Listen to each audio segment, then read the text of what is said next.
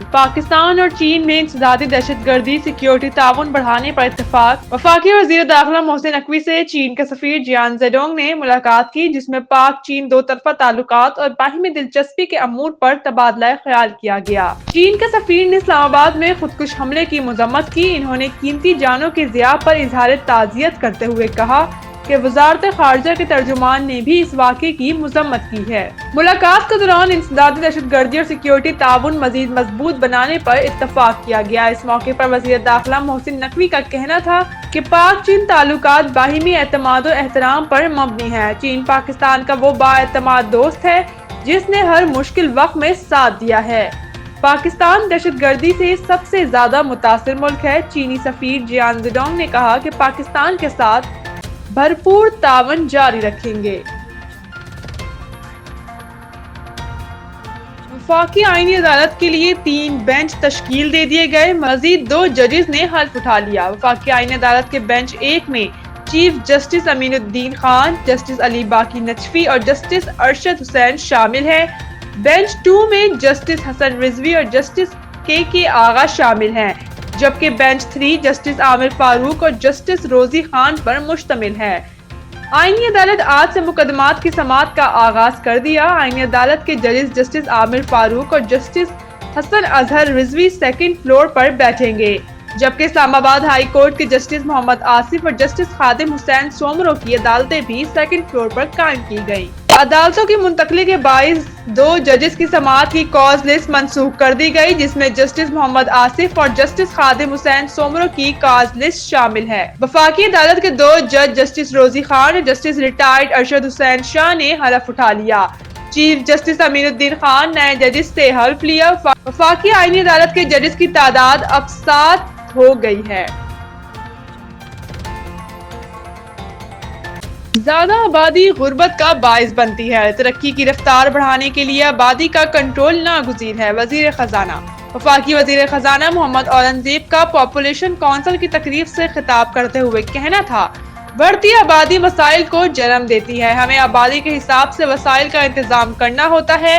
زیادہ آبادی مسائل اور غربت کا باعث بنتی ہے۔ محمود اورنگزیب نے کہا کہ پاکستان کی معیشت مثبت سمت میں گامزن ہے۔ آبادی اور معیشت ایک دوسرے سے جڑے چیلنج ہیں۔ پائیدار معاشی ترقی کے لیے متوازن آبادی ناگزیر ہے۔ انہوں نے کہا کہ موسمیاتی تبدیلی بھی عصر حاضر کا بڑا چیلنج ہے۔ حکومت کی توجہ ماحول دوست معیشت پر مرکوز ہے۔ وفاقی وزیر خزانہ نے کہا کہ کچی آبادیاں بھی مسائل کا باعث بنتی ہیں۔ کچی آبادیوں کا کوئی ڈیٹا حکومت کے پاس موجود نہیں ہوتا۔ ترقی کی رفتار بڑھانے کے لیے آبادی کا کنٹرول ناگزیر ہے۔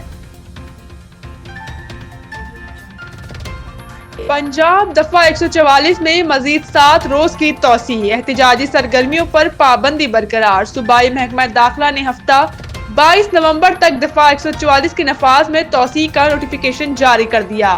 حکم نامے کے مطابق پنجاب میں ہر قسم کے احتجاج، جلسے جلوس، ریلیوں، دھرنوں اور عوامی اجتماعات پر پابندی برقرار رہے گی۔ دفعہ 144 کے تحت 4 یا زائد افراد کا عوامی مقامات پر جمع ہونا مکمل طور پر ممنوع قرار دیا گیا ہے۔ صوبے بھر میں اسلحہ کی نمائش، اشتعال انگیز، نفرت آمیز اور فرقہ وارانہ مواد کی تقسیم و اشاعت پر بھی مکمل پابندی عائد ہے۔ اسی طرح لاؤڈ اسپیکر کے استعمال پر بھی پابندی برقرار رہے گی، البتہ صرف اذان اور جمعے کے خطبے کے لیے اس کی اجازت ہوگی۔ نوٹیفیکیشن کے مطابق شادی کی تقریبات، جنازے اور تدفین پر اس پابندی کا اطلاق نہیں ہوگا، جبکہ سرکاری فرائض انجام دینے والے افسران و اہلکار اور عدالتیں بھی مستثنیٰ ہیں۔ محکمہ داخلہ پنجاب کا کہنا ہے کہ یہ فیصلہ امن و امان برقرار رکھنے، انسانی جانوں اور املاک کے تحفظ کے پیش نظر کیا گیا ہے۔ لاہور آج بھی دنیا کا آلودہ ترین شہر۔ ماحولیاتی ویب سائٹ کے مطابق لاہور آج بھی دنیا کا آلودہ ترین شہروں میں پہلے نمبر پر آ گیا، جس کا AQI 484 ریکارڈ ہوا ہے، جبکہ دنیا کا دوسرا آلودہ ترین شہر نئی دلی ہے، جہاں AQI 289 ریکارڈ ہوا ہے۔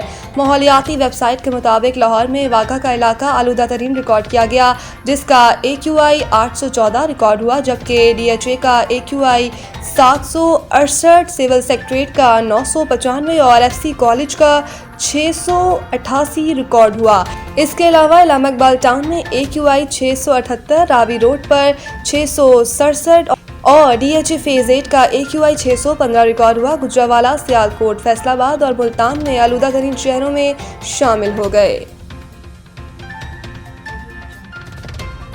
پاکستان شاہینز کا بھارت کو ہرانا ہم سب کے لیے فخر کا لمحہ ہے۔ Mohsin Naqvi, chairman Pakistan cricket board. Mohsin Naqvi نے بھارت اے کے خلاف پاکستان شاہینز کی فتح کو فخر کا لمحہ قرار دے دیا۔ محسن نقوی نے رائزنگ سٹار ایشیا کپ میں پاکستان کی فتح پر کہا کہ ٹورنامنٹ میں دبنگ، نڈر اور ناقابل فراموش پرفارمنس قابل تعریف ہے۔ دوسری جانب چیئرمین PCB نے سری لنکا کے خلاف ون ڈے سیریز میں کلین سویپ پر بھی مبارکباد دی اور کہا کہ بیک ٹو بیک شاندار پرفارمنس پر کھلاڑیوں، کوچز اور انتظامیہ کے جذبے پر فخر ہے۔